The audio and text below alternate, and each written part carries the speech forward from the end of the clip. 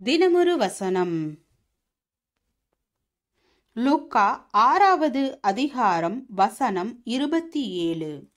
எனக்கு செவி கொடுக்கிற உங்களுக்கு நான் சொல்லுகிறேன், உங்கள் சத்துருக்களை சிநேகியுங்கள், உங்களை பகைக்கிறவர்களுக்கு நன்மை செய்யுங்கள். விளக்கம்.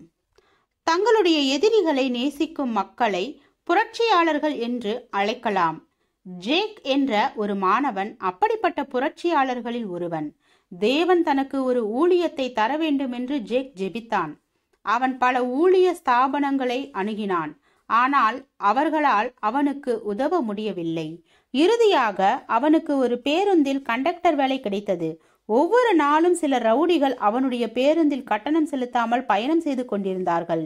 அவர்கள் அவனை மிரட்டி கொண்டிருந்தார்கள். ஒரு நாள் அவர்கள் அவனை பேருந்திற்கு வெளியே இழுத்து அவனை அடித்ததினால் அவன் மயக்கமடைந்தான். அவன் மருத்துவமனையில் சேர்க்கப்பட்ட போது அவன் தேவன் மீதும் தன்னை அடித்தவர்கள் மீதும் கசப்படைந்தான்.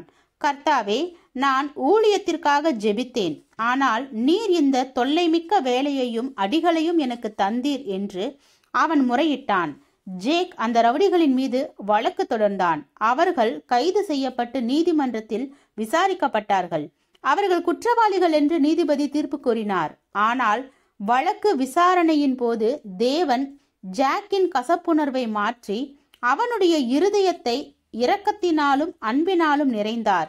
நீதிபதி அவர்கள் அடைய வேண்டிய தண்டனையை அறிவித்த போது அவர்கள் சிறையில் அனுபவிக்க வேண்டிய தண்டனை காலத்தை அவர்களோடு சேர்ந்து தானும் அனுபவிப்பதற்கு ஜேக் அனுமதி கேட்டான்.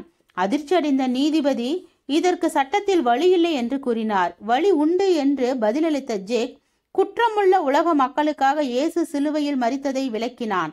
ஜேக்கின் கோரிக்கை நிராகரிக்கப்பட்டது. ஆனால் அவன் சிறையிலுள்ள அந்த ரவுடிகளை காண்பதற்கு தொடர்ந்து சென்றான். அதற்கு பின்பு சிறையில் இருந்த அநேக இளைஞர் பெரும்பாலோர் கிறிஸ்துவை அறிந்து கொண்டார்கள். நாமும் இந்த முறையில் மற்றவர்களை நேசிக்கும் போது நாம் புரட்சியாளர்களாக செயல்பட முடியும். ஜெபம். தேவனுக்கு ஸ்தோத்திரம். தேவனே, நாங்களும் எங்களுடைய வாழ்க்கையில் எங்களுக்கு தீங்கு செய்தவர்களை மன்னித்து உம்மை போலவே அவர்கள் மீது அன்பு செலுத்தும் மனிதனாக வாழ கிருபை பாராட்டும். ஆமீன்.